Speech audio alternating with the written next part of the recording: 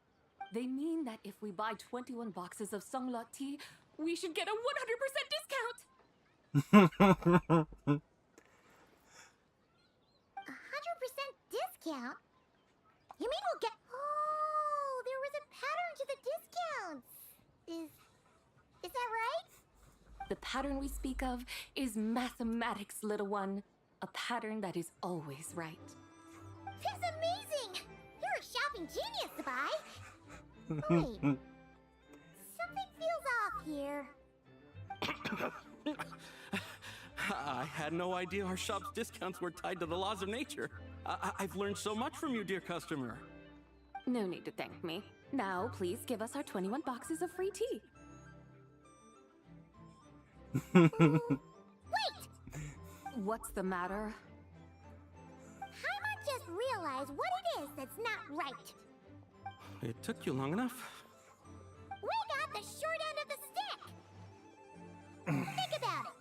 If we don't have to pay when buying 21 boxes, then if we buy even more, the vendor should be paying us money instead, right? Huh? Hey, Zibai, work this one out. If we buy 100 boxes, we'd make loads of money, wouldn't we? It stands to reason. Wait a moment, dear customers. Don't you think you're haggling a little too hard? You are the one dictating the discounts. We're simply extrapolating the numerical patterns within. As such, we are hardly haggling. You have a point. However, that's right. I'm so sorry. I just remembered. My supplier didn't come today, so we don't have any tea after all. Such a shame. Terribly sorry about this. Awful luck. Where can we find your supplier? Well... Not to fret. We'll save you the effort and go straight to the source ourselves. Well, you see, dear client, the supplier's discount isn't as generous as ours. You won't be able to get the same price from them. Huh? Does that mean they won't pay us for taking their tea? They might not even offer you a 100% discount. How very unfortunate. Nevertheless, as the original supplier, they must offer some sort of discount. Besides, we're not looking to make money. We just want a good deal. Well, that's great. My suppliers are all tea farmers from Chaoying Village. You can go ask around the village, but please don't say I sent you. Do not worry, we appreciate your generosity.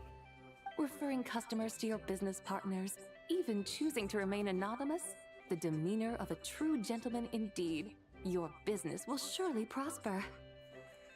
I hope you're right. Then let us head to Chaoying Village. Do you know the way, my guides? Of course! Just follow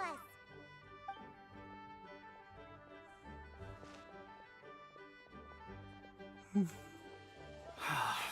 What otherworldly beings were those? Thank the heavens I managed to send them on their way. I should hurry home and pray to the White Horse Adeptus. May she bless me such that I never encounter such customers again.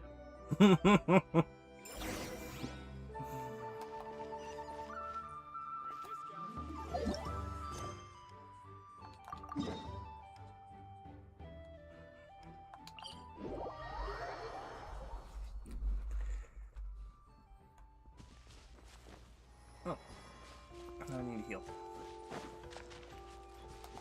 Where the hell am I going? Oh, up here. Are you gonna ride the chariot again? I like the chariot ride.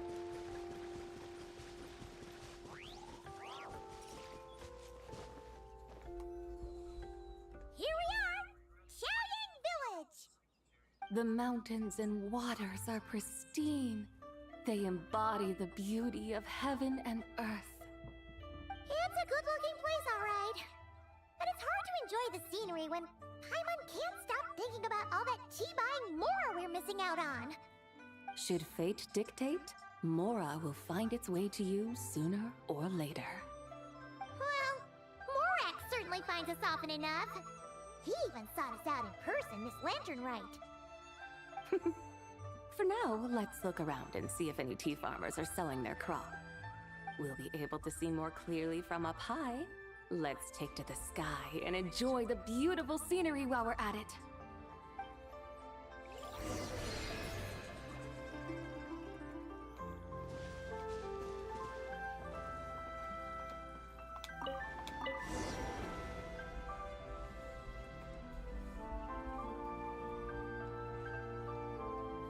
Wow! Qiaoying Village looks beautiful from up here. Indeed, the houses here are quite different from those in Liyue Harbor. They follow the natural contours of the mountains, forming unique, elegant structures. Yeah, it's super beautiful. The white walls and dark tiles frame the emerald waves of the terraced fields, while the curved eaves and tall gateways juxtapose each other with grace. It's almost too beautiful to be true. The crowing of roosters and barking of dogs, the calls of farmers working the fields, a vibrant pastoral chorus overflowing with earthly vitality. Yeah, it's incredibly beautiful, huh? Have you studied the linguistic arts by some chance? Huh? Your vocabulary for beauty seems rather constrained. Paimon knows how to say pretty as well. I see. Now then, let's take a look around and see if we can find any farmers selling tea.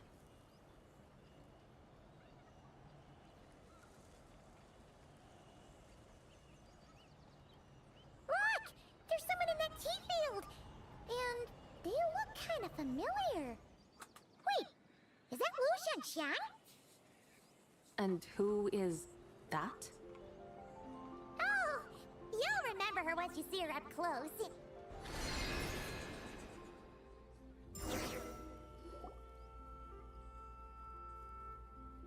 Hey there, Lu Xiangxiang! It really is you! Huh? Paimon, Traveler, and the White Horse Adeptus. Fancy seeing you here. The White Horse Adeptus has a name now. You can call her Zabai. And you are... Wait. I remember now, you're... Don't say anything about food poisoning or fish. You're the young lady who wanted to rise above the rest, are you not? Yes, that's me, but I'm in a bit of a state right now. At best, I can say I've fallen below them. Fallen below them? What happened? Like I said the last time we met, I'm being punished according to family rules.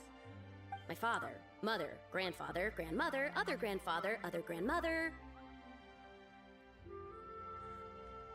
Oh, that's a lot of family members.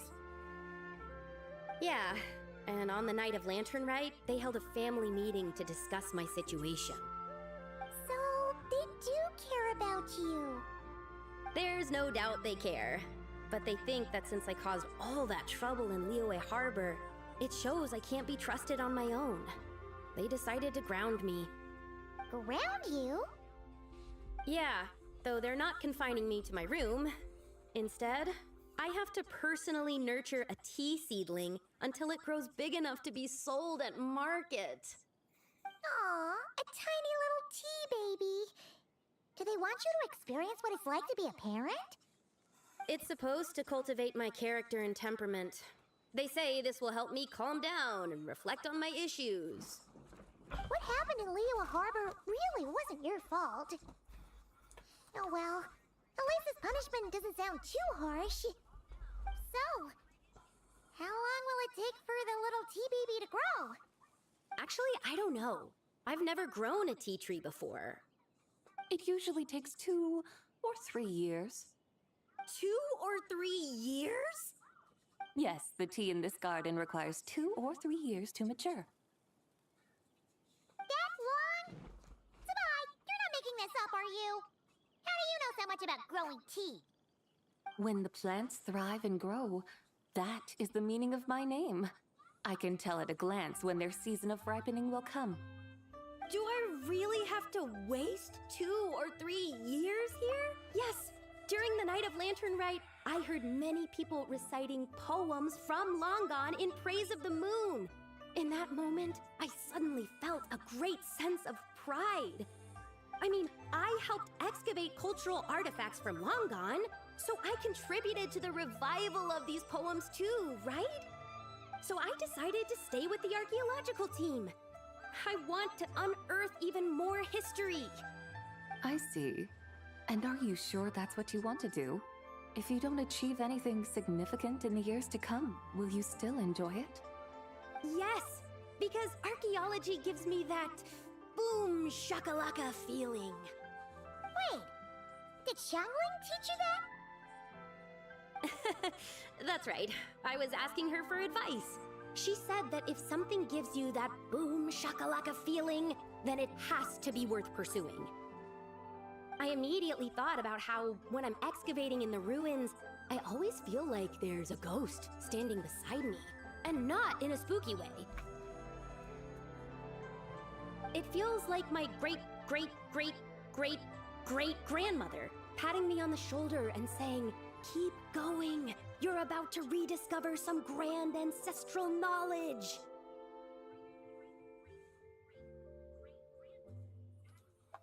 Right? It feels like I've made some kind of connection with my ancestors. Isn't that amazing? Since you've made up your mind, you should give it your all. And I'd love to, but I'm still grounded. Run away, summon up a little boom shakalaka, and leave the tea garden behind. Flee this village. That might be going a bit far. You don't want to lead others astray, Zabai. Yeah! Tell them about your great-great-great-great-great-grandmother. She must be the most super-duper ancestor to have ever risen above the rest, right?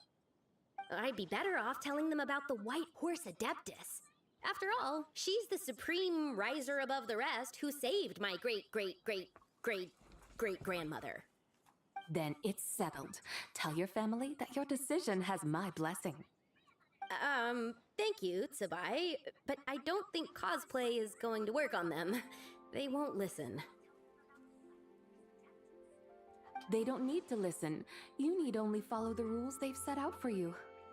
What do you mean? As I'm sure you know, some ancient texts refer to the White Horse Adeptus as the Daughter of Time. My family history contains such records, but what of it? If the White Horse Adeptus were to manipulate time to make your tea seedling grow overnight, then you'd be free, correct? Is that how it works? If the White Horse Adeptus were to really get involved, my grandfather would let me leave right away, but who really believes that she'd show up and help? It's not as if you have any other options. Why not try calling out for help? It won't cost you any more. Guess I might as well. I've got no better ideas anyway. White Horse Adeptus, if you can hear me, please save me from my predicament.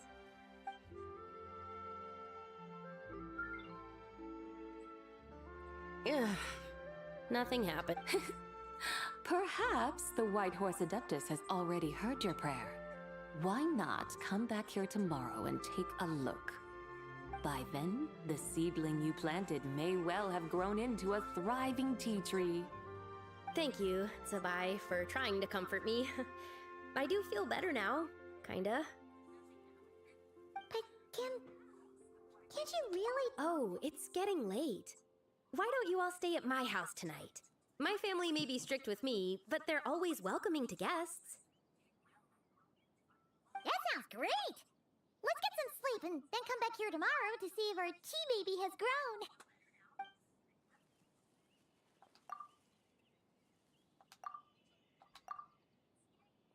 Oh, the tea tree! Whoa! Your tea baby is all grown up! Indeed, it has grown into a mature tea tree that can stand tall in the face of wind and rain. How is this possible? It must be the work of the White Horse Adeptus. Her prayer must have moved her. Are you sure? Perhaps she heard your prayer and chose to answer the call. She once saved my great-great-great-great-great-grandmother. This time, she saved me. That's incredible! Your family must be blessed by the White Horse Adeptus. I guess so. I need to tell everyone the news right away. They'd better. Since this is the will of the White Horse Adeptus, I don't see how they could object. Go! And if you run into any more trouble, call out to the White Horse Adeptus just like yesterday. Thank you so much! Paimon really thought you were going to use Adeptal energy to make the tea baby grow, Zabai. When an Adeptus exerts effort, consuming their energy, is that not using Adeptal energy?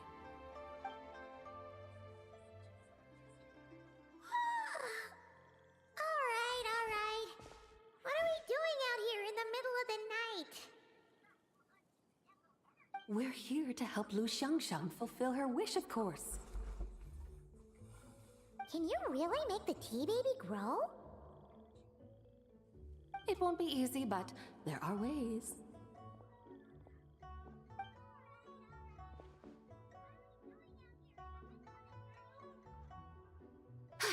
There, it's grown. Hey! You just transplanted a tea tree from over there! So, there's a mature tea tree here now, yes? Oh, yeah, but... And am I not the White Horse Adeptus? Well, yeah.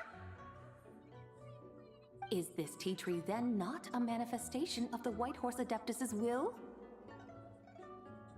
You're not wrong. Then again, there's something not quite right about this. Maybe this will become another mystical Adepti tale recorded in their family history. That would be marvelous. Paimon thinks so too. Hey, Traveler! Somebody seems... Oh! Paimon bets that's why Zhongli chose to send her on this errand. That's a great idea! We've already shown her Liyue Harbor, Yuan Wharf, and Xiaoying Village. How about we head to Qingce Village next? Qingce, that name sounds familiar. The scenery there is really pretty, too. It's the perfect sightseeing spot. How about we show you around? I must say, I have been mightily impressed by the mountains and waters of Liyue. Please lead the way, my dutiful guides. Alright, let's go!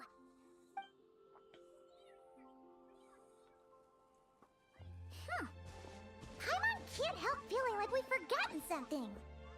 Pay it no mind. I've already forgotten more than you will ever know. Alright. If we forgot something, it can't have been that important to begin with.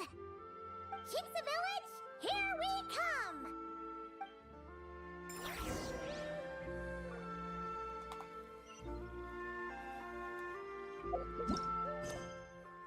Yeah, I will say though that this, if I didn't have fast travel, this would be a terrible terrible thing to do. From how far they've been having me to hop around this mission.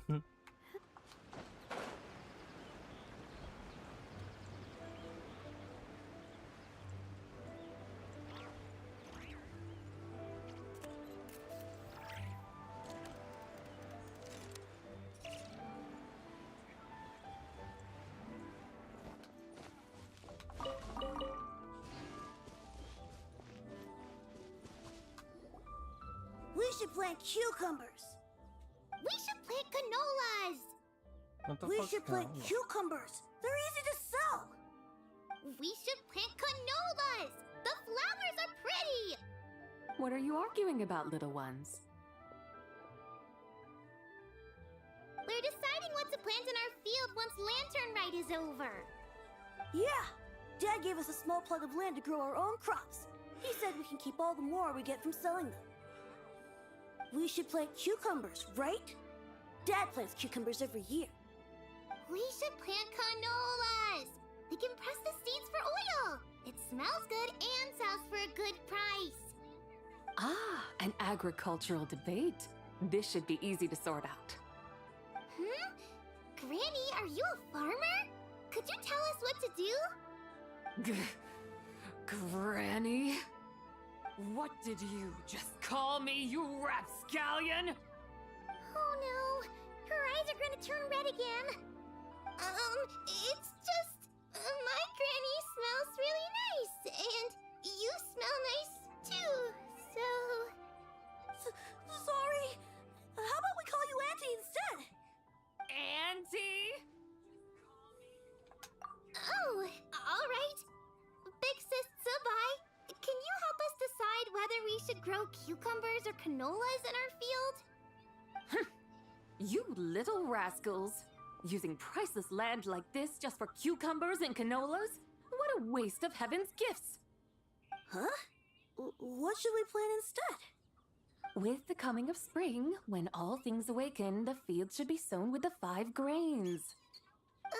What are those? The 5 grains are life's staples, the heart of the people's table. I notice the people here mostly eat rice, so that is where you should begin. Based on the local climate and soil, seedlings planted in mid to late spring should produce mature grain within 2 or 3 months. When autumn comes, you can plant a second crop, with time still to harvest it before the first frost. The rice you harvest can be sold at market or kept in your stores. It's a far better choice than cucumbers or canolas. Oh, but Big Sister Zubai, I like canolas. That's no issue. It is unsuitable for continuous cropping in any case. You can rotate it with rice to maximize your yields. After the second rice harvest, around wintertime will be the perfect opportunity to sow their seeds. And when they mature in mid to late spring, you shall be just in time to sow the first rice crop of the year in turn. This way, your field will sustain balance, rice and canola in a harmonious cycle. Wow, that means we'll have crops to harvest all year round! Wait a minute! If rice and canola take up the whole year, what about my cucumbers? A firefly dares rival the brilliance of the moon? In what twisted universe should cucumbers vie for land with rice? Big Sis Zubai, you're going to hurt Lil Lee's feelings! Auntie hates cucumbers!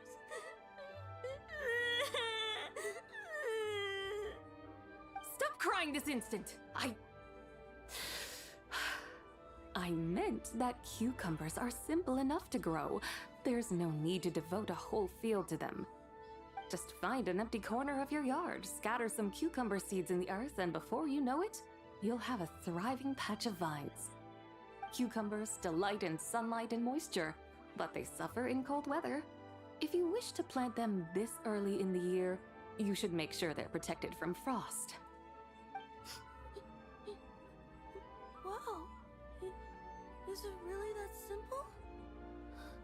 Let's hurry home and get started right away! Are you really in that much of a rush? Well, thanks, Big Sis Zubai, who's fierce but really good at farming. We gotta go! Thanks, Big Sis Zubai! See you around! Paimon never imagined you'd know so much about farming. What's so strange about that? The people of Longon called me the god of soil and grain. Are the fields not made of soil? Is rice not one of the 5 grains? Huh, that's true. So, if the god of soil and grain is a farming god, of course the god of farming is down to earth. Mind your tongue, impertinent child. How dare you diminish the lofty bearing of an adeptus? Hey! You're the one who said the god of soil and grain is all about farming. Enough! It's time for us to take to the skies once more. Join me now. Witness the majesty of mountain, water, and field, and broaden your horizons.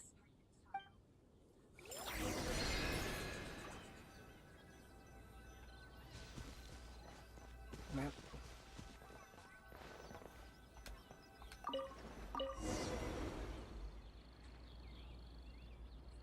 Wow! The terraces look so pretty from up here. The mountains tower like pagodas, the hills coiling at their feet like shells. Layers built upon layers, rising and falling in harmony. A truly unique and mesmerizing sight. Thinking about it, you have a special connection to this place, you know. A special connection? Yeah! There's a local legend about a white horse leaping from a pure spring to follow Rex Lapis into battle. Don't you remember? You must have been living in seclusion around here. That does sound somewhat familiar. Oh, and if we keep going up this way, we'll reach a super duper spooky spot. You might have a connection to that place too. There's an ancient array that seals away the remains of a fallen god. A god's remains?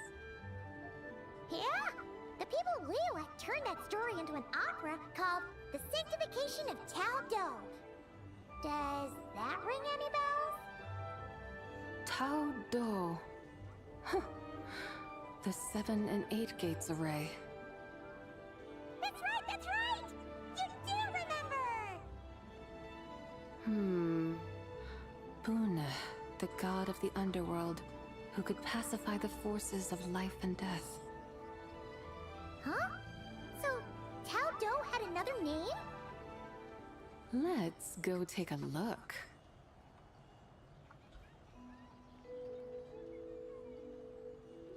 I still think it'd be cool if they gave us this chariot as like an item that we could use, and it would just basically float like this slowly to whatever our waypoint we put on the map is. You just want to, like, if you wanted to, like, not quite fast travel, right? But like, you know, just see the game and all that stuff, and just shut your brain off. You could get in this, and it'd be like, it'd take a while, but you get there. Something strange about this friend you haven't seen in ages. Huh? Paimon thought she heard someone's voice. Let's head down and check it out. It's probably Hu Tao.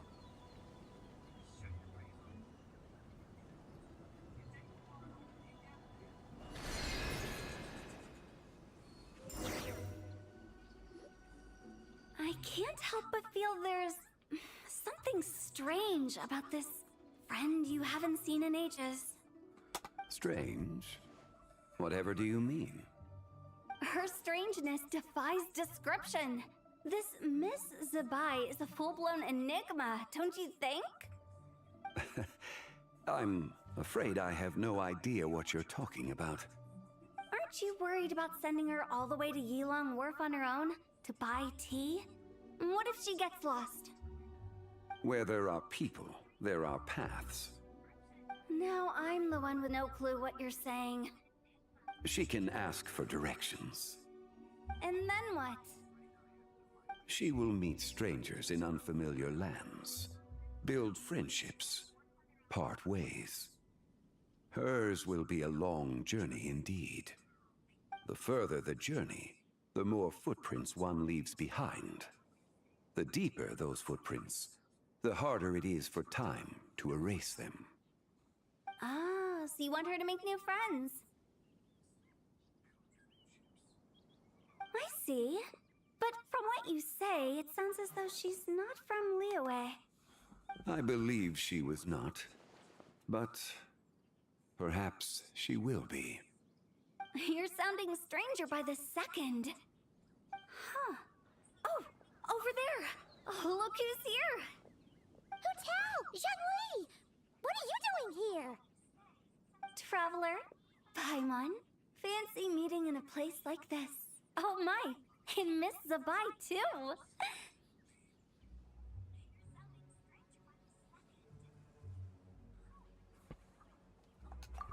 sounds like fate to me.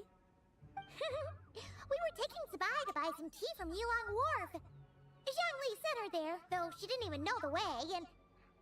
Oh, drat! We forgot the tea! Paimon knew we were forgetting something! Why didn't you say so earlier then? What's done is done. There's no need to dwell on it. Fresh tea grows with each passing year. Let fate deliver it as it wills. Exactly. You can get tea wherever you go. You're hardly running low now, are you? Paimon feels a lot better now that you've said that. Still, I'm a little confused. If you were buying tea, how did you end up all the way out here?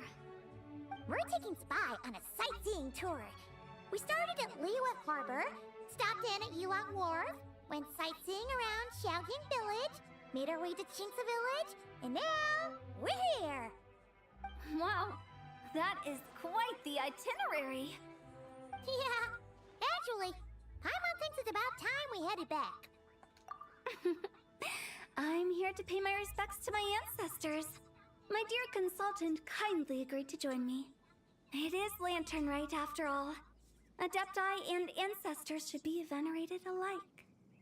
Ancestors? Wait, could you be... Are you heir to the Wu-Wong kid? Or perhaps the lone butterfly of the Crimson Flame? Whoa! Have you got all your memories back? Huh? Miss Zabai, you know about the Wangsheng funeral parlor and the 8 adepts? I happened to hear a storyteller expound on the sanctification of Tao Do. Lots of people know that story, sure, but very few can discern my family lineage from just a glance. Well, Zhangli, your friend here really is quite something. Unfortunately, there's no time to dally right now. We have a hill to climb. Perhaps once today is done, we can find time to chat over tea, recite poetry, and admire the moon?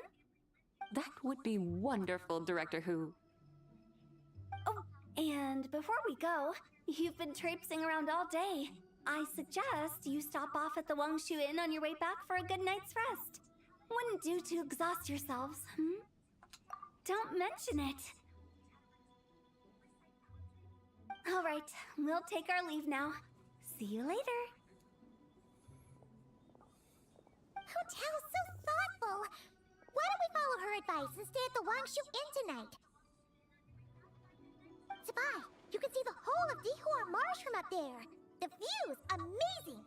Plus, you can sample Smiley Yin-Xiao's cooking. Wangshu. An intriguing name. It couldn't hurt to check it out.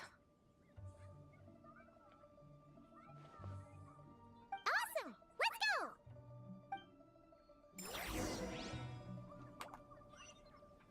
No, she's not gonna do the little car. I'm gonna take the little car.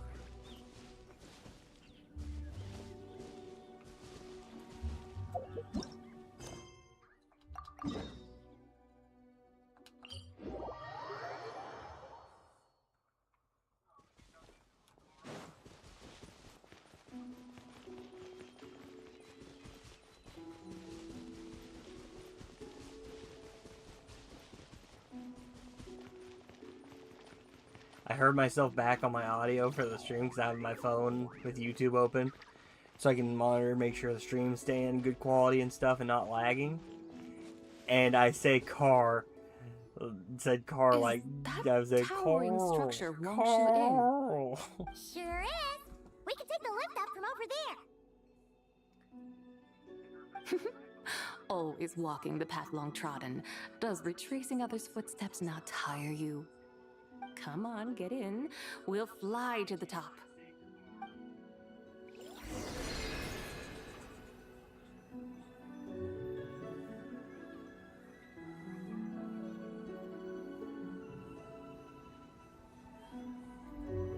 Hey, look, the car.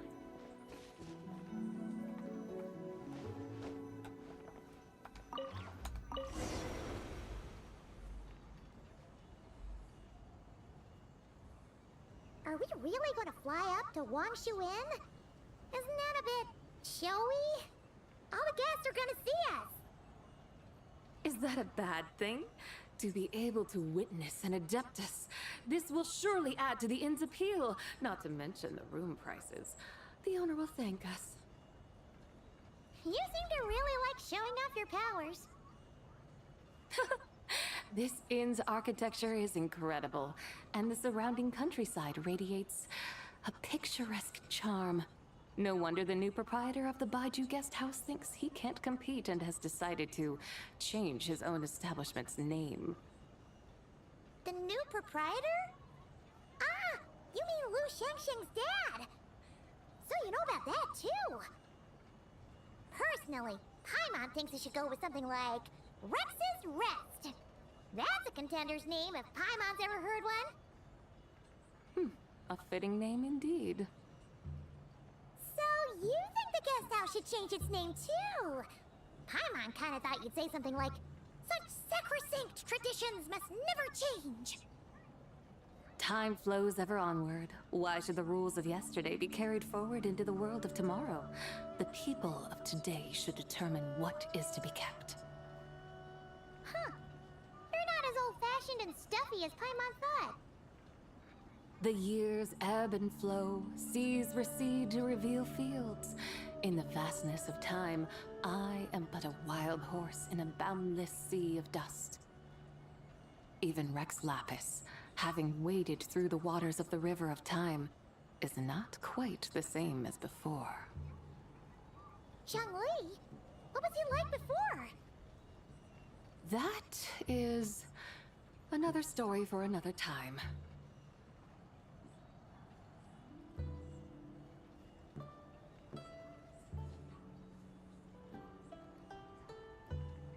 We have arrived.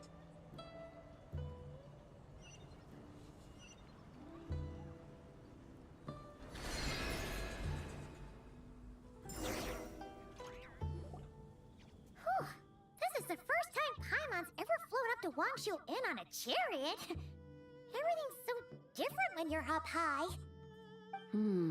Wangshu. Like moon lanterns and shao lanterns. Might it all be a coincidence? What's a coincidence? Do you not know what Wangshu means? Wangshu can refer to the moon, but its original meaning is actually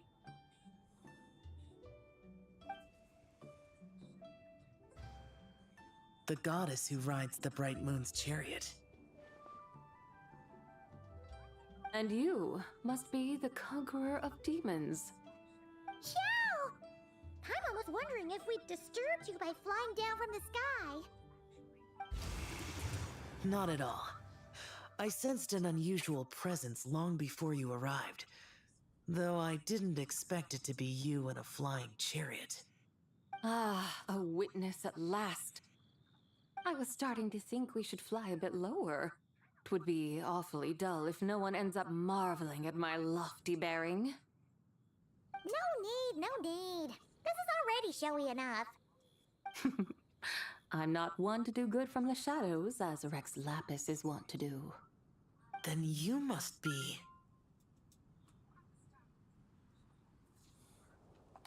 Nay, I'm only cosplaying as the White Horse Adeptus, in truth. Cosplaying? What's that? Ugh, ignore her nonsense. She's the genuine article, the one and only, completely authentic White Horse Adeptus. It's just... Xiao, did Zhongli say anything about her being a teensy bit... not quite right? Mental instability, perhaps? Did Zhongli tell you that? No, this is my own speculation. Well, you've pretty much hit the nail on the head. It's like her brain's filled with a bunch of slimes right now. All gloopy and messy. There's a hot-tempered pyro slime, a math-obsessed hydro slime, and a mischievous little animo slime. But don't tell her Paimon said that, or she'll come and tell us all off. You white-haired rascal! Do you think I can't hear you?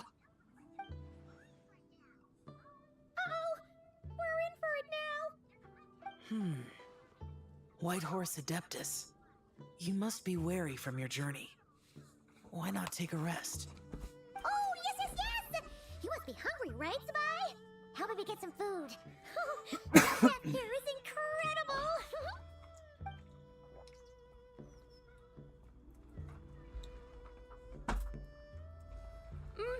It's so hot! So spicy! Are you okay? Do you want Paimon to get you some water? Don't worry about me. I just need to pace myself.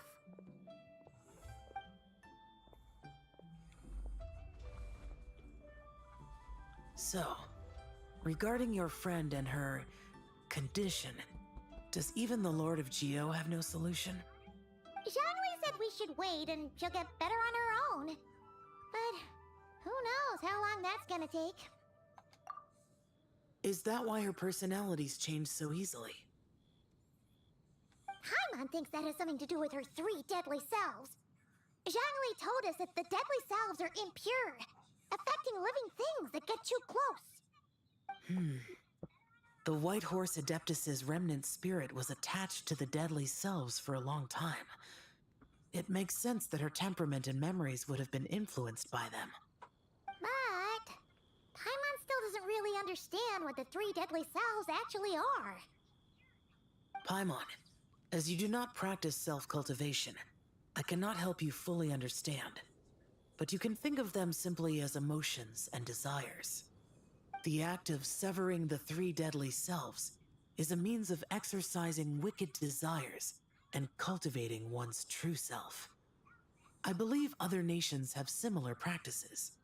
In Sumeru, it is known as shattering Atmagraha. Oh! So it's about emotions, desires, and attachments. That sort of thing. It includes those. I wonder, does she still remember what happened in the past? Some of it. But right now, it's like she was suddenly awakened. But she's still half dreaming. The half that's still dreaming might remember things, but the half that's awake doesn't quite get it. Conqueror of demons, are you looking to learn about Rex Lapis's past from me? You are an old friend of his, so please, call me by my name. But Conqueror of Demons sounds so much more imposing.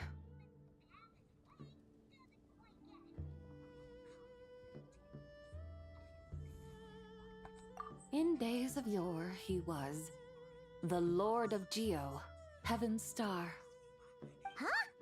You said the same thing the day you came back. But what does it mean? I'm afraid I can't remember. Hey! Did you really forget? Or are you just pretending so you don't have to tell? Why not ask Rex Lapis himself? Whether I've forgotten might be up for debate, but I am certain he remembers. He must have his reasons for not raising the past, and you likely have similar concerns. Gotta go to the bathroom, so give me a moment. I shouldn't have asked. An answer that suits your style, General Elatis. Now that we're on the subject, though, I suddenly remembered something. Which is? In the distant past, there was a feast, which I attended. I faintly recall the Lord of Geo also being present that day. Oh! And then? What happened? Among the dishes served, there was one that could be found in every household throughout Langan at the start of spring. A dish called Flavor of Spring. I suddenly remembered the recipe for this dish. Is that it? Yes! Since it's Lantern Right here in Liyue, why don't I make some for you to try?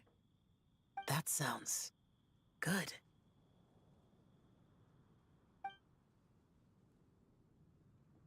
Wow! It might not have been the story Paimon was hoping for, but this looks delicious! The spring breeze stirs. Now is the perfect time to savor this dish. My dutiful guides have gone to great trouble to show me around Liyue. And even the Conqueror of Demons has graced us with his presence. I feel deeply honored. This flavor of spring is my way of expressing my gratitude. There's no need for such grand words.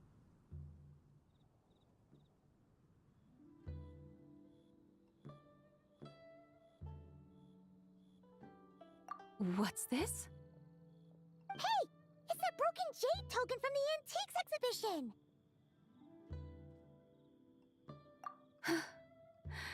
Indeed. This was once an Adeptal treasure of mine. I'm amazed it ended up in your hands. Alas, it serves little purpose now in its fractured state. Please, keep it as a memento. Oh, that's a shame. Can't we fix it? This is the way of the world. Once jade is broken, it can never be made whole. Then, what about forging a new one? That is a good point. That it has ended up in your hands must be a message from fate. I could try to craft it into a little trinket for you. One that might prove useful on your journey. Ooh, what sort of trinket? It's just a passing thought, one that will require the right opportunity. I'll think about it more when the time comes. Now that we've had our fill, we should get some rest. Tomorrow we return to Liyue Harbor, where I'll have need of your guidance once more.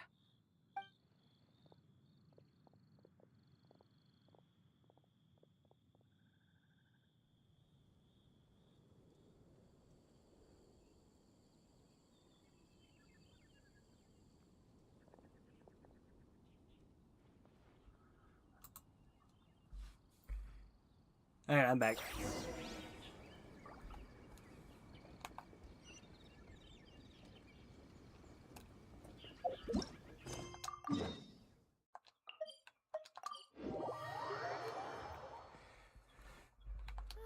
Finally, the rain.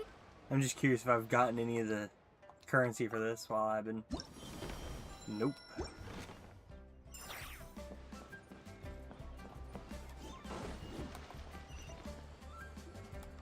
Chi-Chi, the lantern ride is almost over.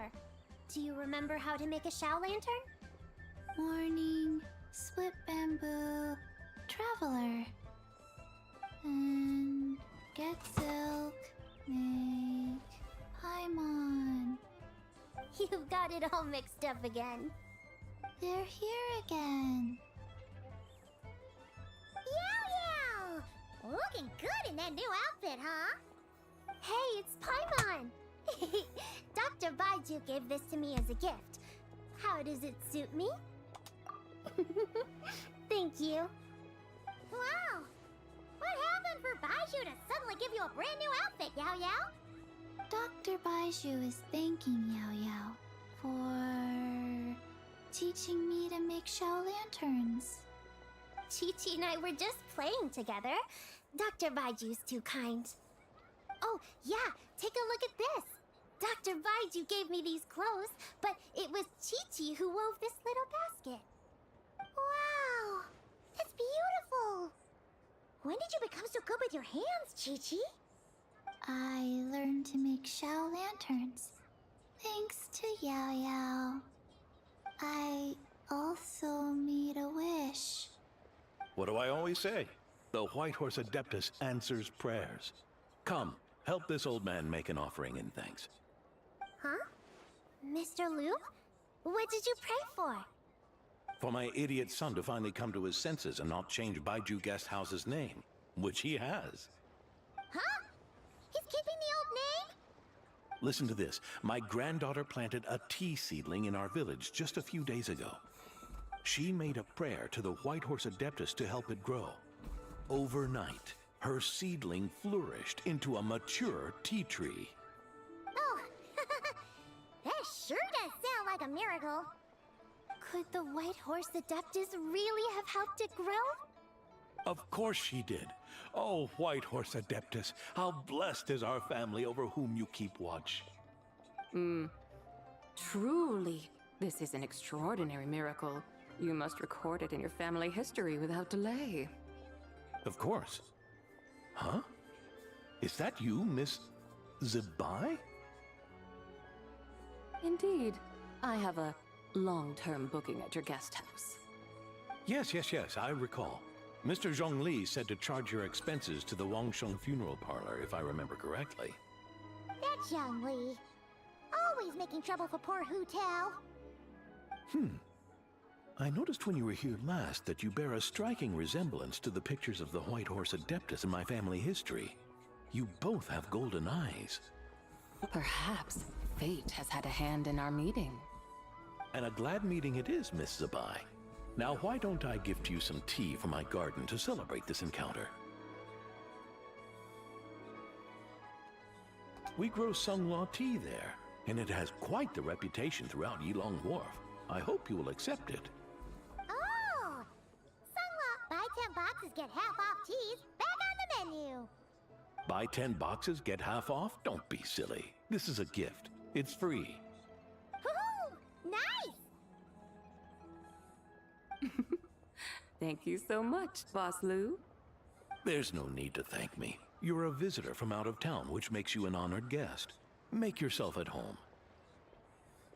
Lantern Rite may have ended, but the streets are still bustling with activity. Make sure to take everything in, meet some new friends, and enjoy your time here. And that goes for you kids as well. Happy Lantern Rite. Got it, Mr. Lu. Happy... Lantern Rite. Yeah! Happy Lantern Rite, everyone! Happy Lantern Rite indeed.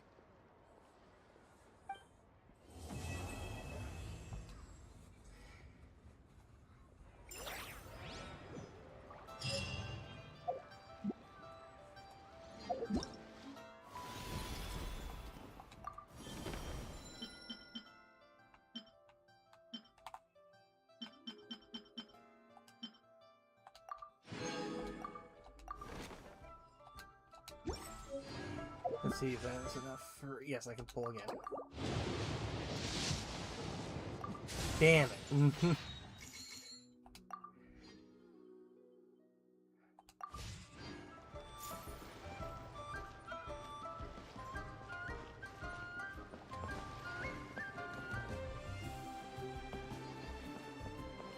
I doubt it, but I just want to see if I got anything. Nope.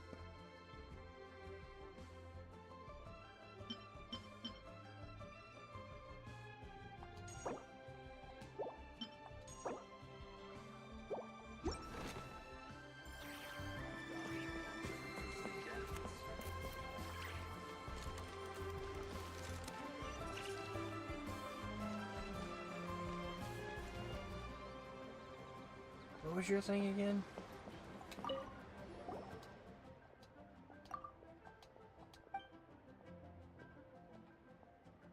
Huh?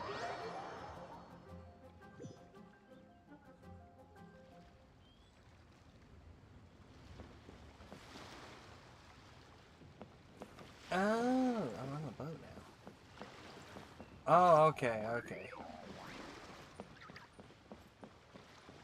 This is just if I wanted to have something to take me to the boat.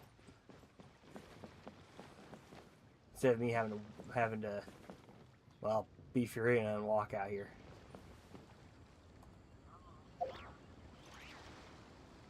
Alright.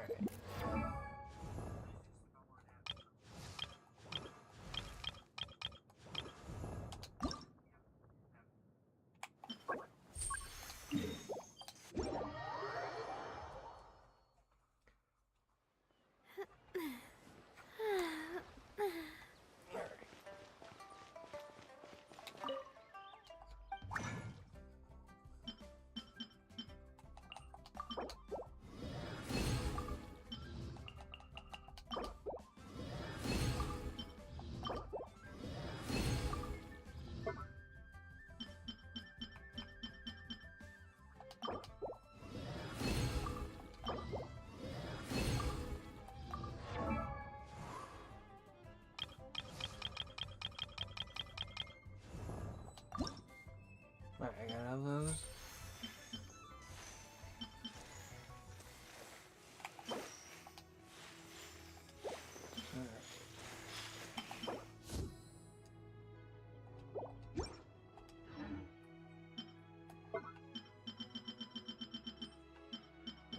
finger-looking things.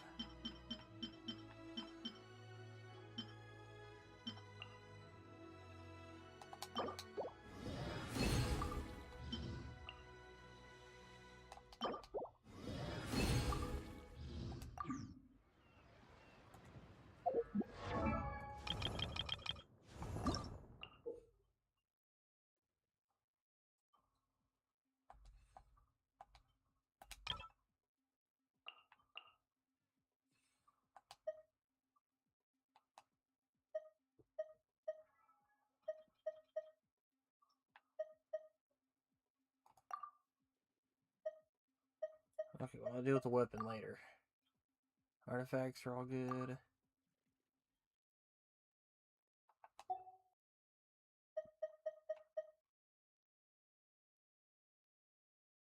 Hmm?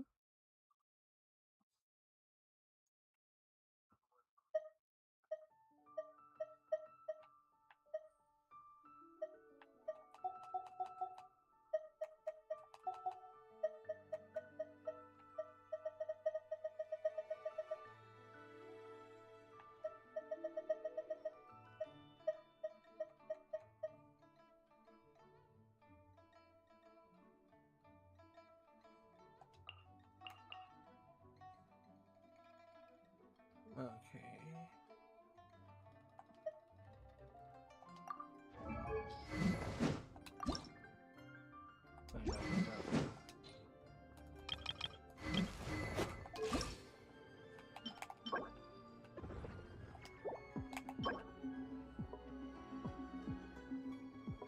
Is this the boss material? Yes.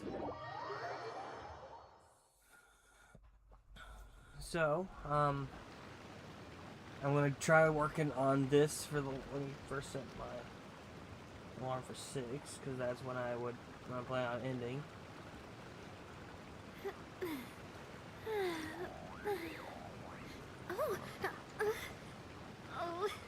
And yeah, and so I'm going to work on leveling up Xiangling for the last little bit.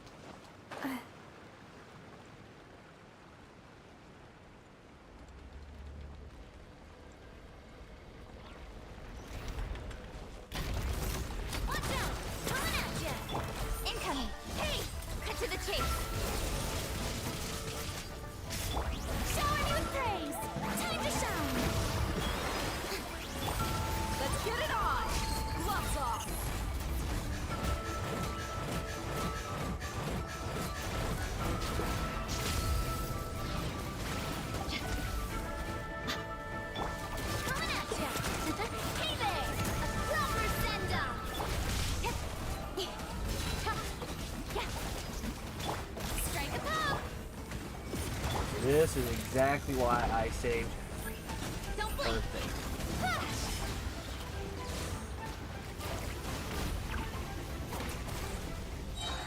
Incoming! With sword comes shadow.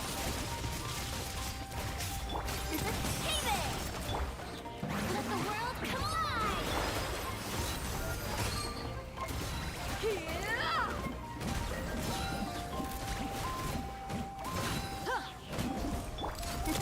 there! A proper send-off from this. Hey!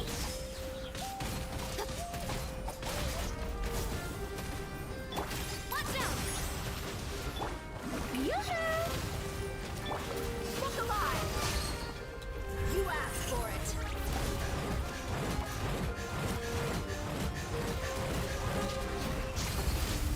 Coming at ya! Watch out! Cut to the chase.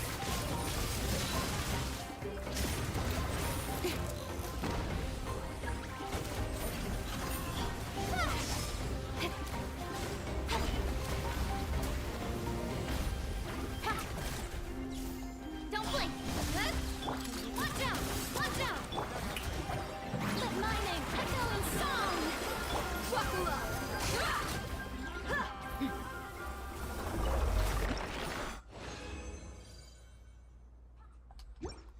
Alright.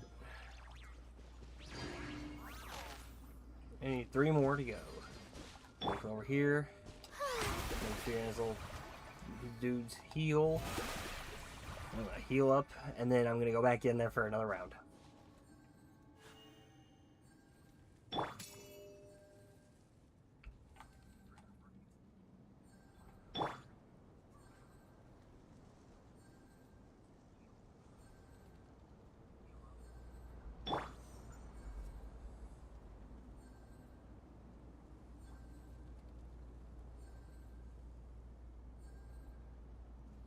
Right, perfect timing.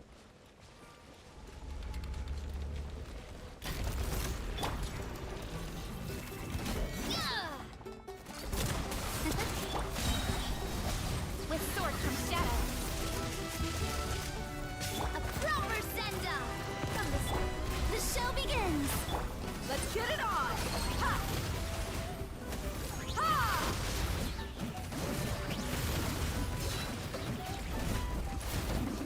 Coming at ya.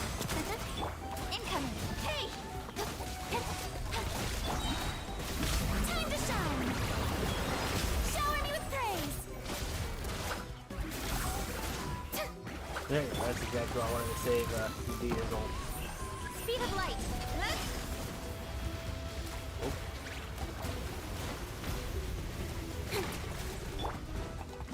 Look alive. Hi. Gloves off.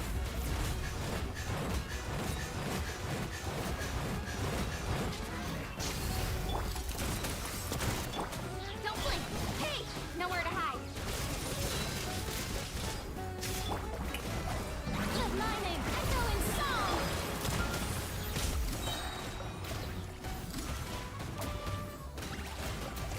Yeah! Attack! Hey there!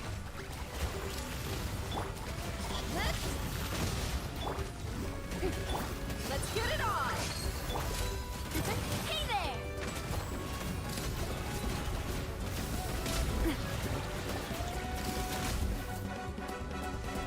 Coming at ya! Speed of light! Hey! Oh, damn it all hell.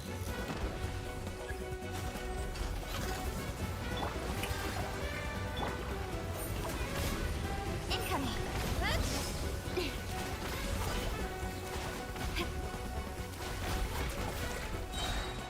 Cut to the chase!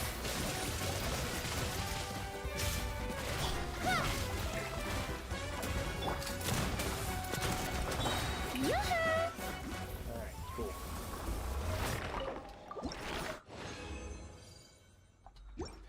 Alright, I mean, what do I need?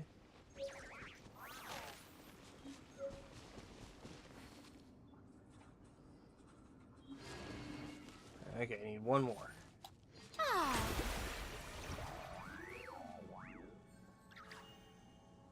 Oh wow, my Navi is almost dead. May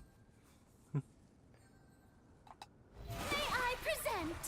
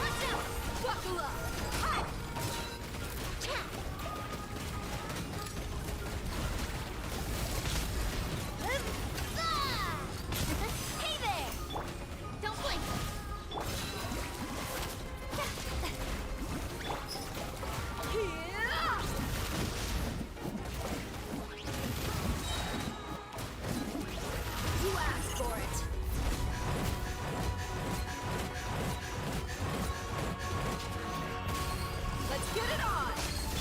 Watch out! Coming at ya! Yoo-hoo! Speed of light! Good?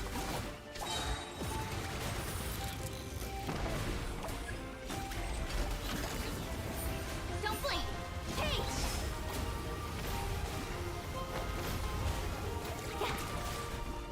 With sword comes shadow.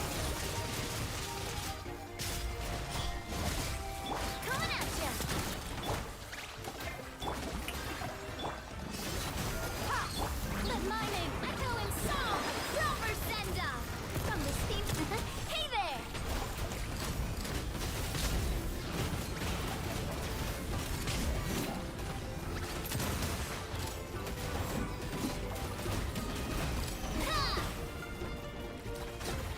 There we go.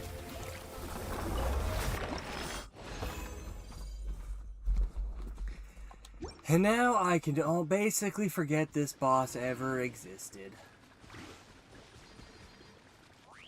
And come up here. First things first. Reverse that.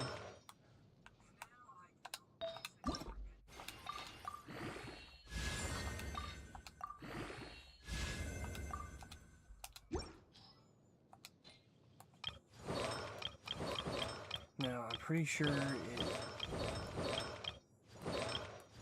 Did I load up a Leon Rush? I did.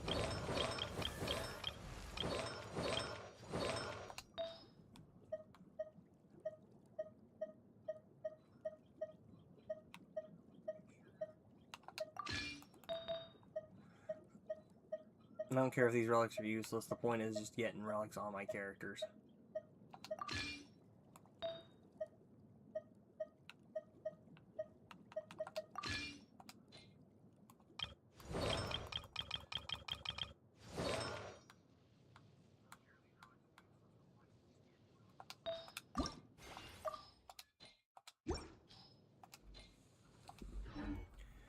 My time with the Sphinx taught me the...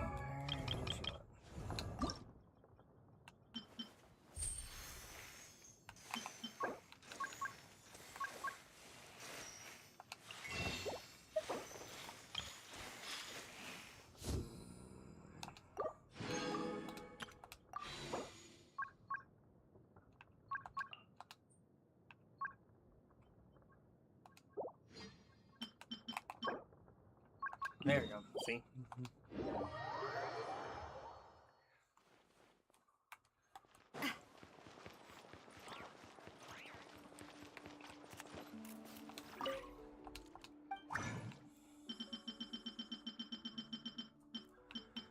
Where's the fingers?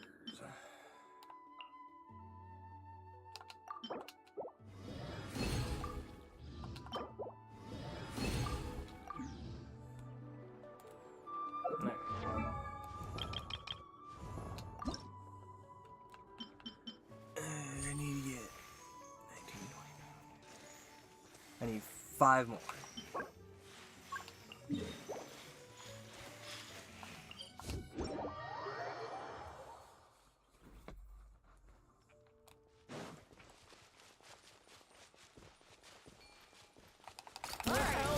Finish it fast! Here comes another. Cut to the chase! Shower me with praise! Let the world come alive! Hey there! A proper send-off! From this... Incoming! Good?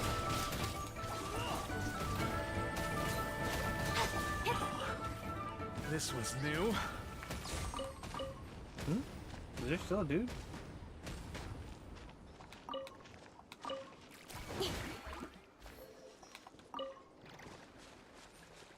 Now hold on, I said I need like 117. Okay, I can craft 1, so I just need to be able to craft 3 more or get 3 more. Alright. But before I do that, Karina needs to heal up my team.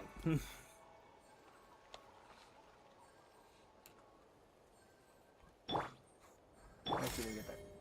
No fart healing there. There we go.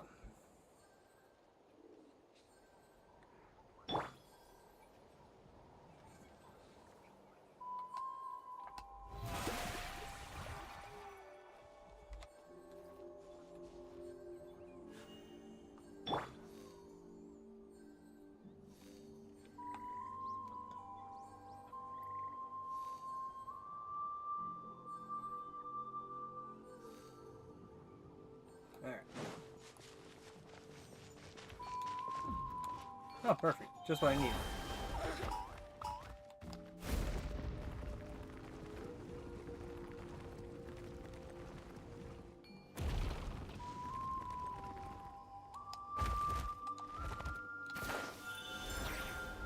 Come on! Show me your courage! You're dead meat!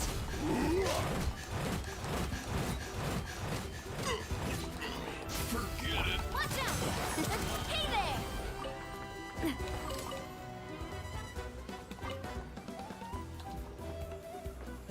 Out of the way or get blown away! Hey! Yeah, with sword comes shadow. Strike light storm! Oh, shit. Stop that! Time to shine! Buckle up! Hi! That was quick.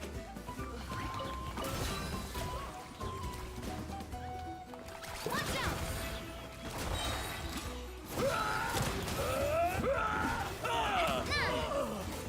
Oh, good chest. I'm loving this treasure hunt. Alright, no. I'm probably not going to be able to get her before the end of the banner.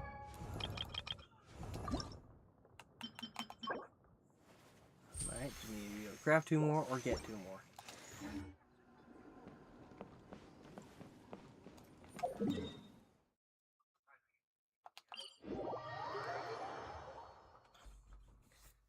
Which sucks. It's raining again.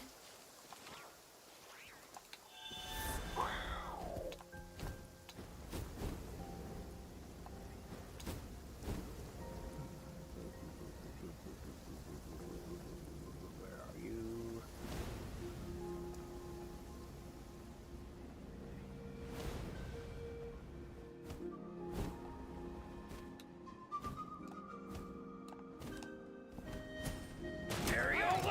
Take a deep breath and grit your teeth. Coming at Lights ya. on you. Watch out! Yoo-hoo! Let's get it on. Proper send-up! Take a look behind the veil. Speed of light! Hey! Let the world collide! Watch out! My wait was not in vain. Hey there! Cha! Ha-ha!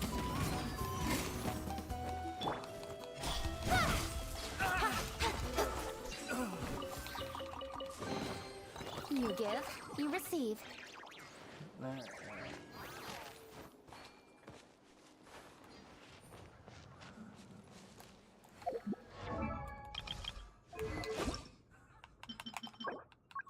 Cool. I just need to craft 3. And then after that, we're going to look for flowers.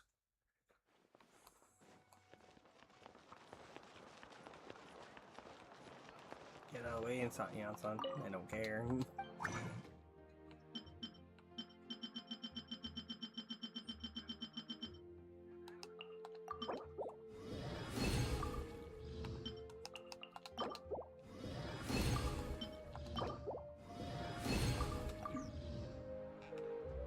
Now, if I remember, let me just make sure I got that right. And now we're going to craft the flowers. Let me just do one last thing. Here we go.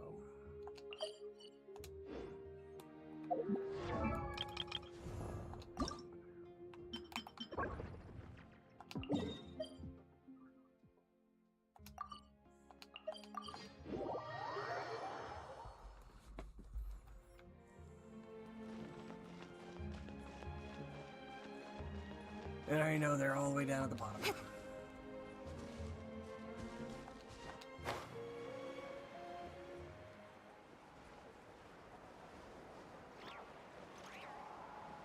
This is this one, correct? Pretty sure. Yep. Hold on, I need to see how many I need for... Oh wow, I need 60, okay. Kill me. Alright.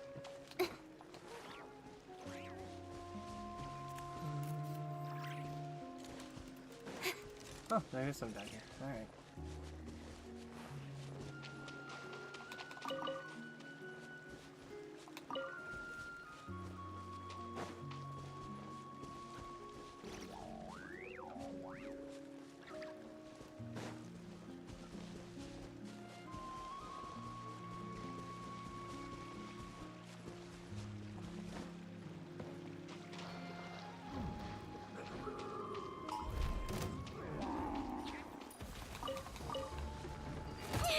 That's not One nice. step back, two forward. There you go. I wanted to see what this was. Huh?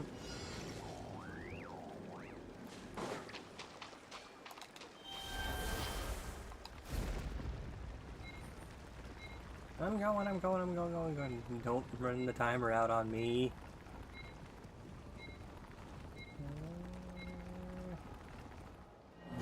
Damn it.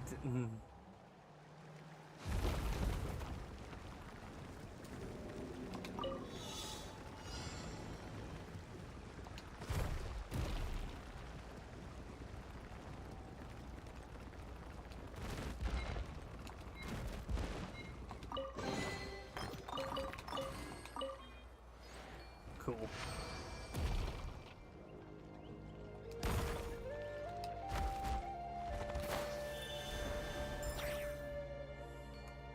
Let's jump over here.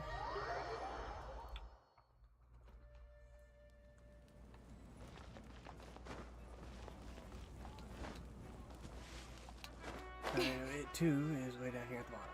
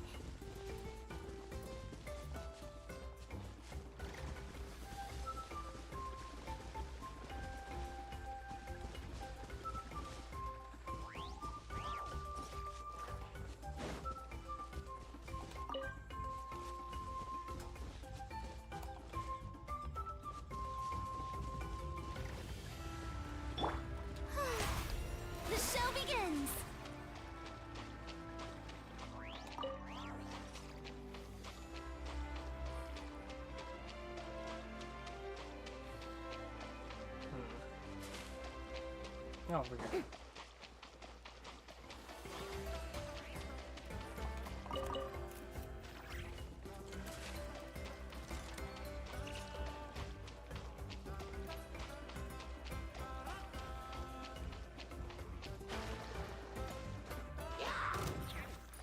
Of course.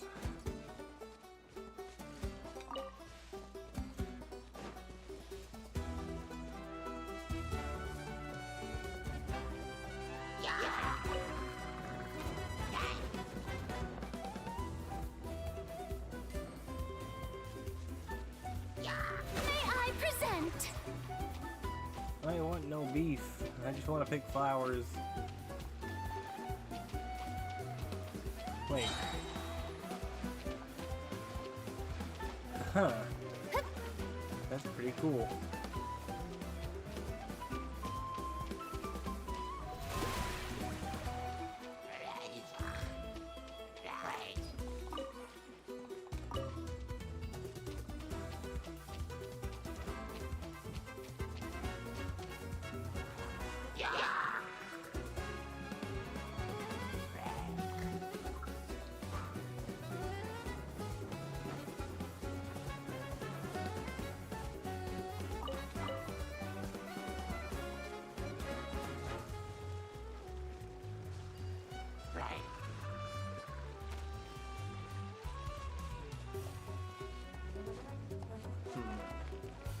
I got a feeling, hey.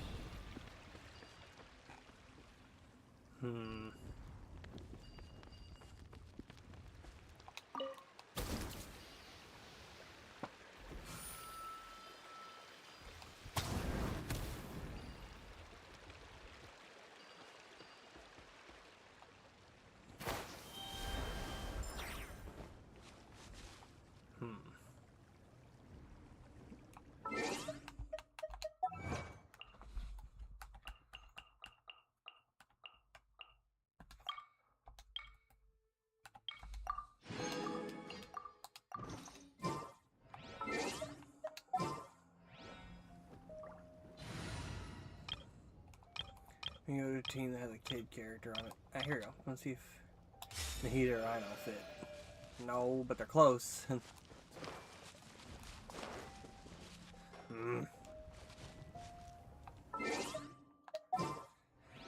me go back to my... Oh, that wasn't what I meant to do. Nope, that's not what I meant to do either. Let me go back to my main team then.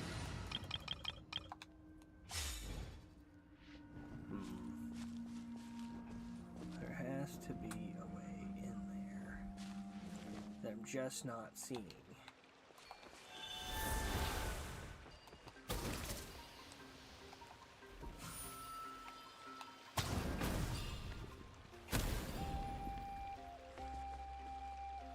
I'm messing up somewhere, but I don't know where.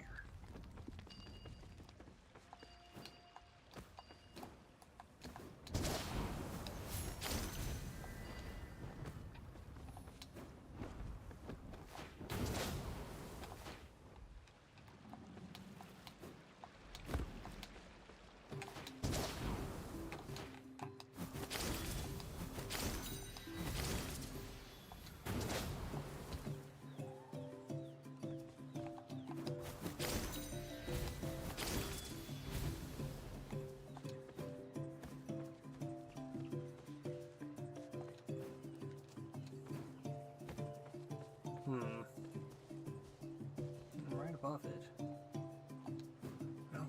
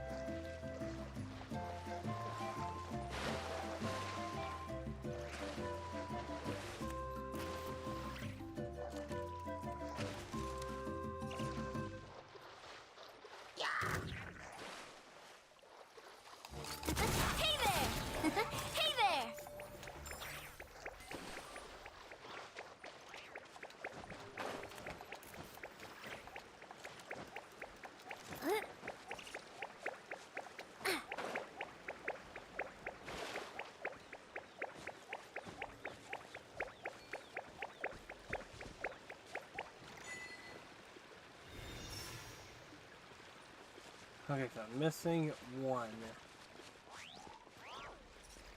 Something with these guys over here.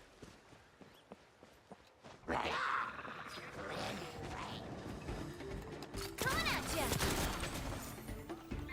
Don't blink! Nowhere to hide. Incoming!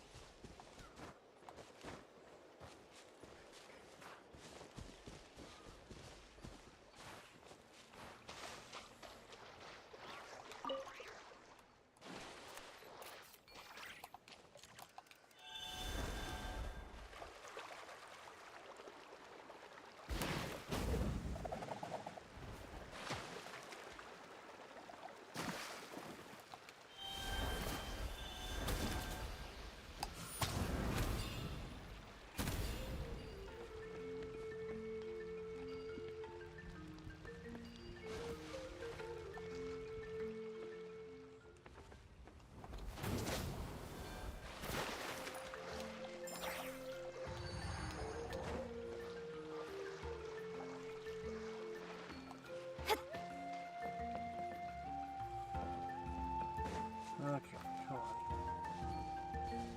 Got two in there. I just need one more.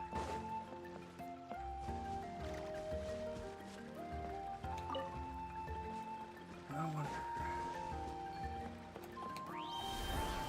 See, this is right here.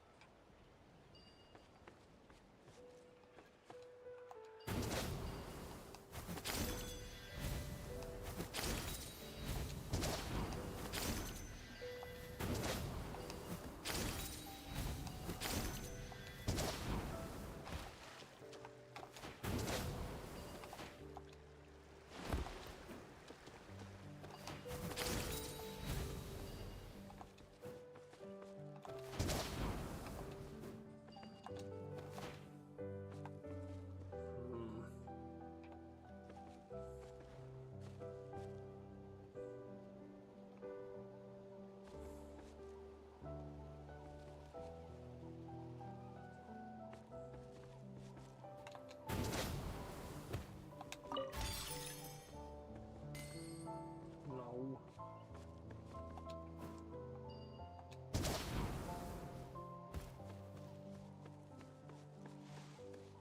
So I know there's one that's here.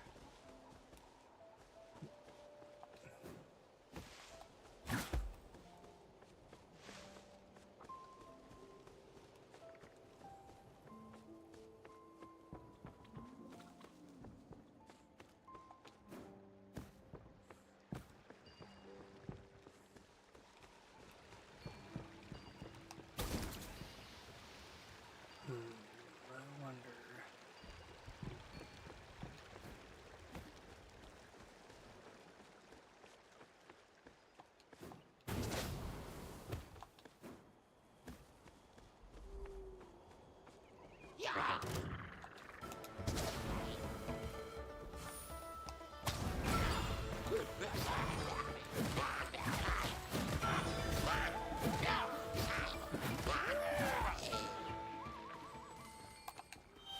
I'm stupid.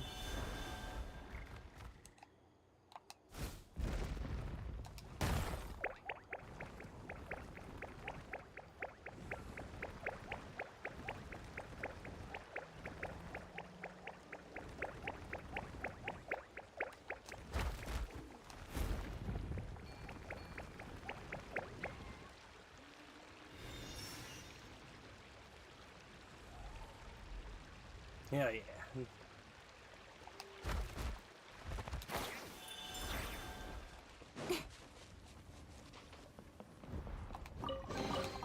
Not bad. as far as treasure is concerned.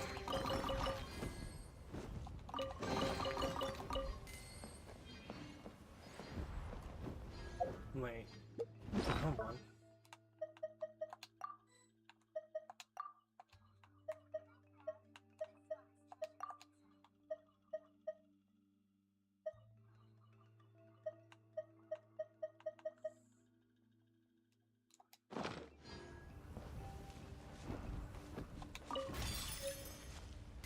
No.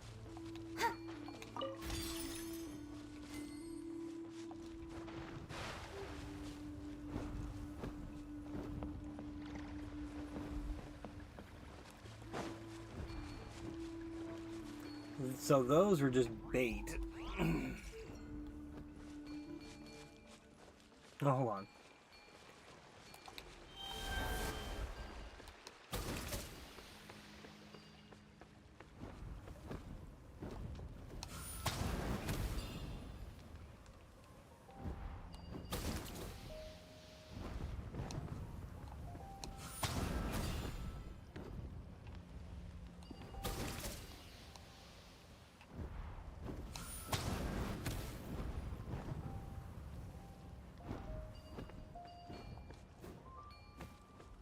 Okay, well, I got that. I got those chests, but I still have no idea where the rest of these freaking flowers are here.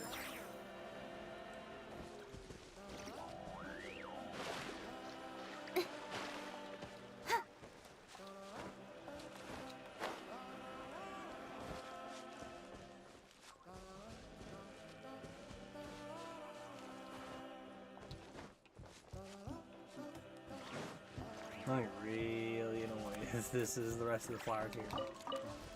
It was, in fact, the rest of the flowers here. Son of a bitch.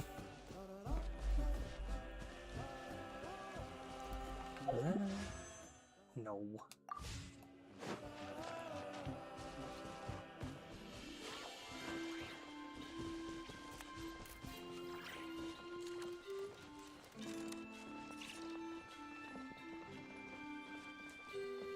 Well, those ones I'm pretty sure I have to go up top, so I'm just gonna go ahead and... Nope.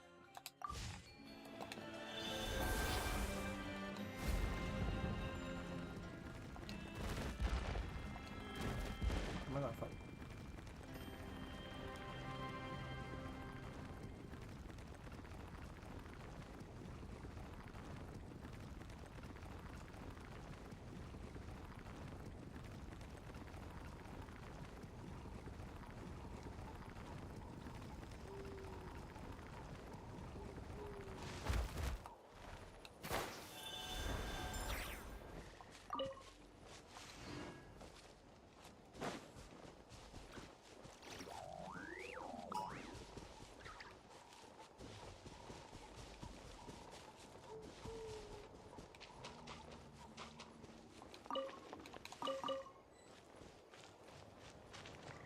Alright. Let's see here. So we're just gonna keep going straight because, yeah, the next one is pretty close.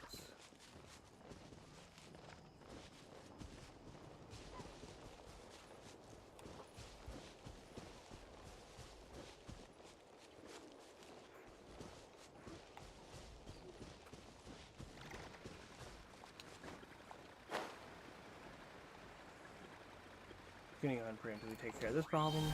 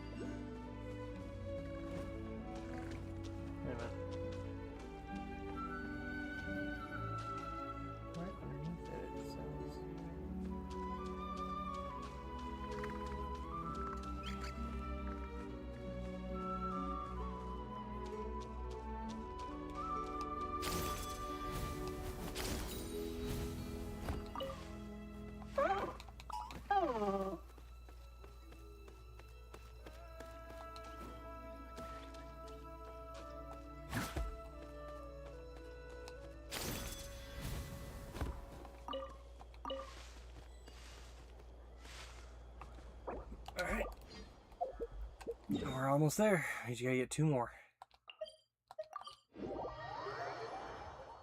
And then we'll start getting my Julon to 90.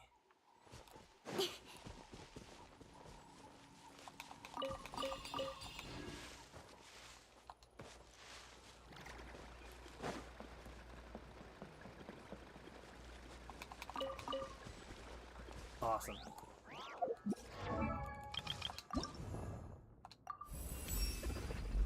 You've...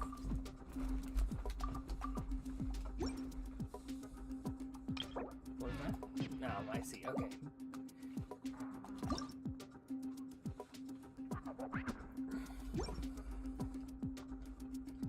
Now we're gonna start farming books.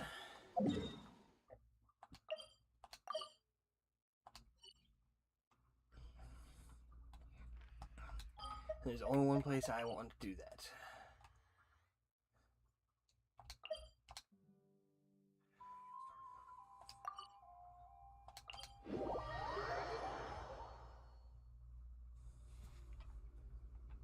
Thankfully, it is double right now. I don't care. I'm not doing that.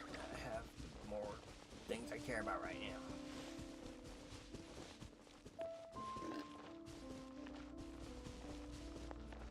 First things first. Fiorina needs to heal my Kaching. Well, basically everybody but her, weirdly enough.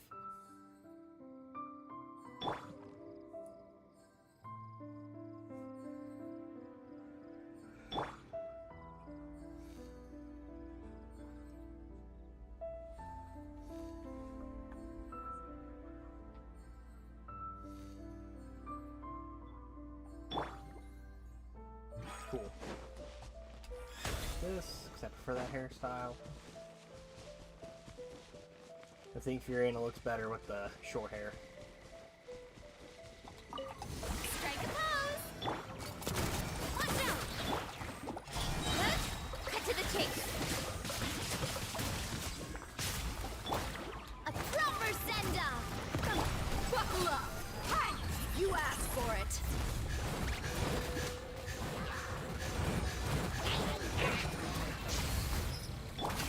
Hey there! Come on! Speed of light! Nowhere to hide!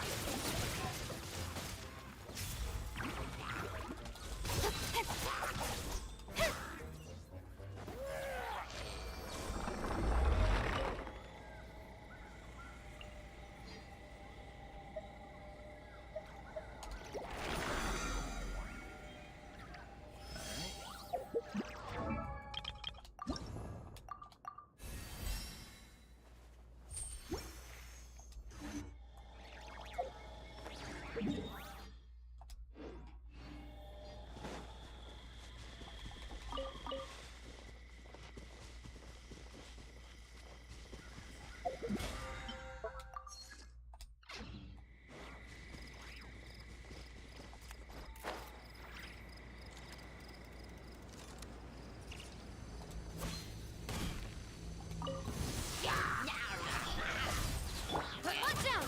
Watch out! Let my name echo in song! Ha!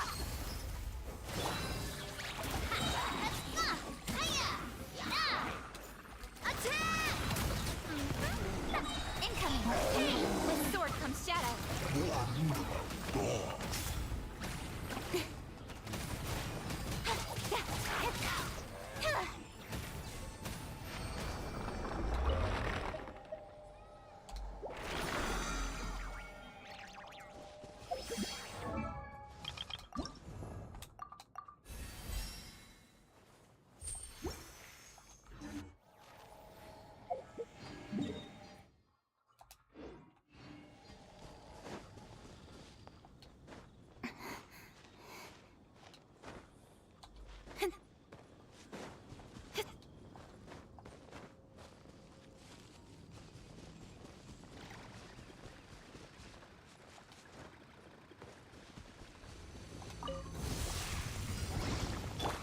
Dead meat!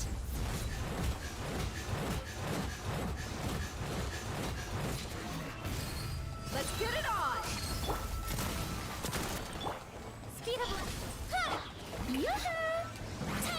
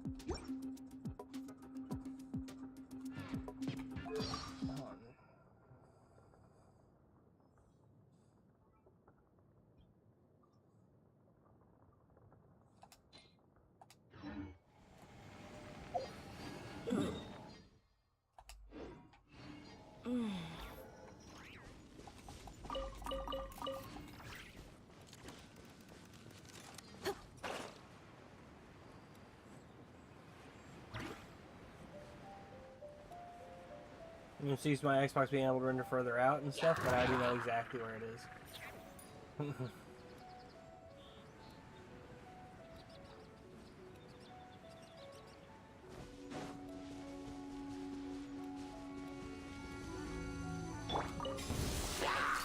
Hey there! Don't blink! Shower me with praise! Let my name echo Wakula! You asked for it!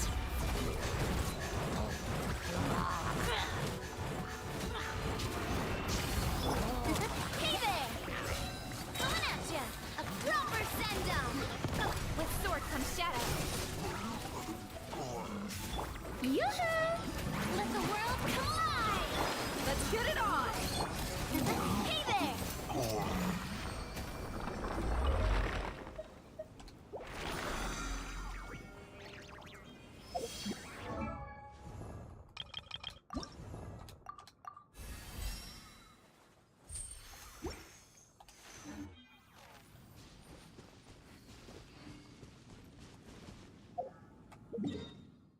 Okay, got no more of the whatever you want to call it, so we're gonna go craft some more.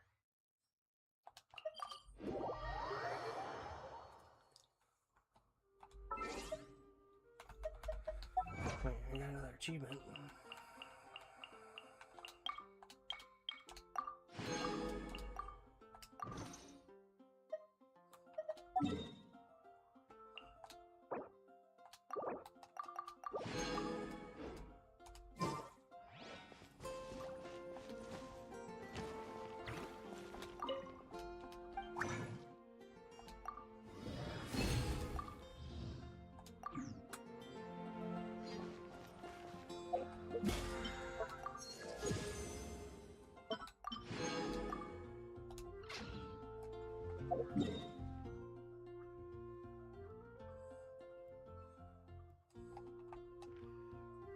Where the hell? Oh, okay, it's down here. This is the closest fast travel point. Bah humbug game. You know what? I'm gonna go ahead and call it here, actually. Because it's pretty close to time. So, y'all have a great night. And bye, everybody.